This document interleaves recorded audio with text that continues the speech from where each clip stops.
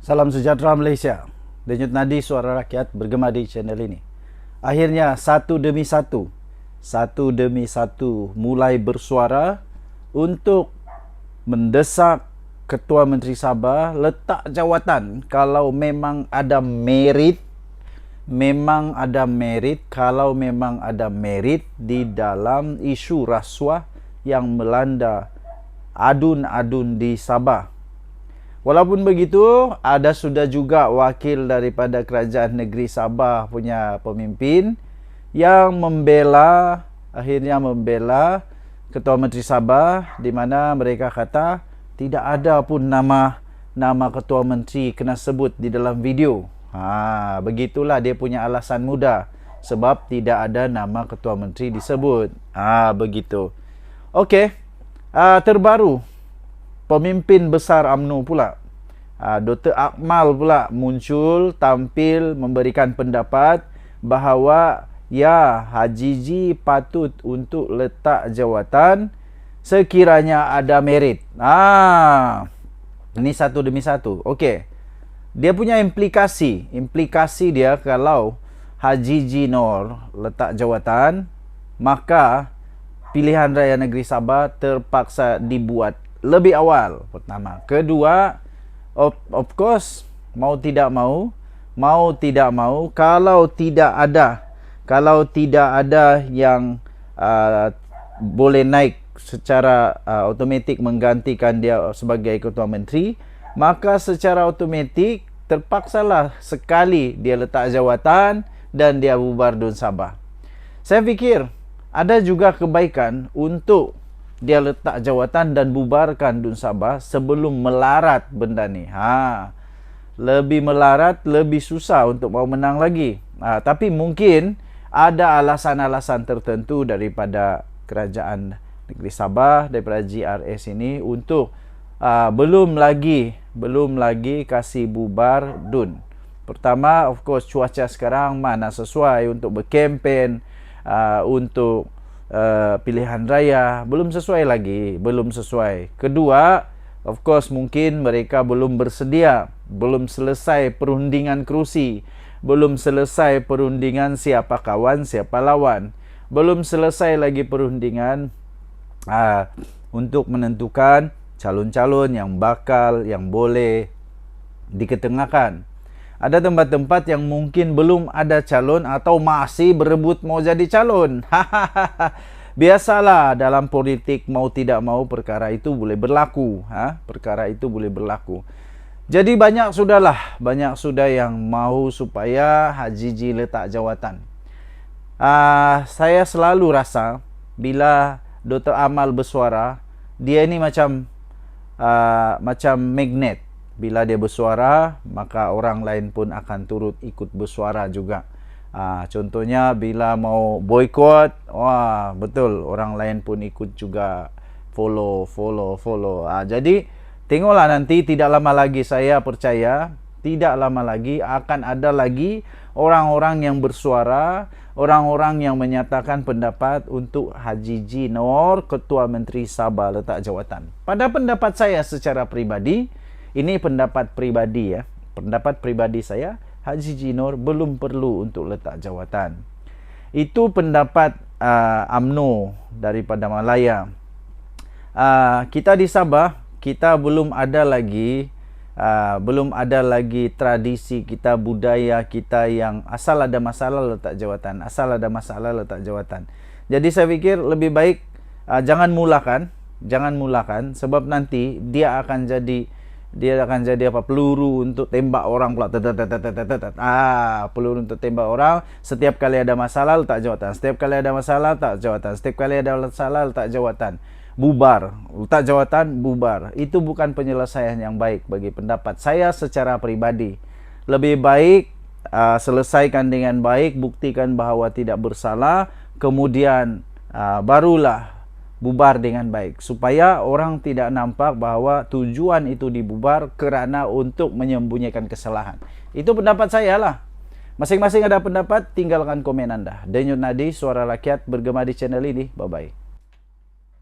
Salam sejahtera Malaysia. Denyut nadi suara rakyat bergema di channel ini. Mahathir, Mahathir. Mahathir, carilah kayu siap-siap. Carilah kayu siap-siap. Cari kayu, nak cari kayu, nak cari kayu. RCI Batu Putih, RCI Batu Putih. Short siasatan jenayah terhadap Dr. Mahathir. Siasatan jenayah, siasatan jenayah. Ini bukan hanya sekadar siasatan biasa. Ini siasatan diraja. Wow.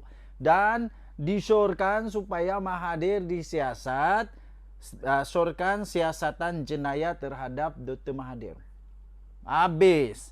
Pengakhir hayat Muhyiddin pula.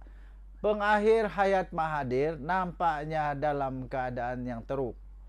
Kali ini adakah dia akan pergi tinggalkan kita dengan nama seorang penjenayah? Oh, Mahathir, Mahathir.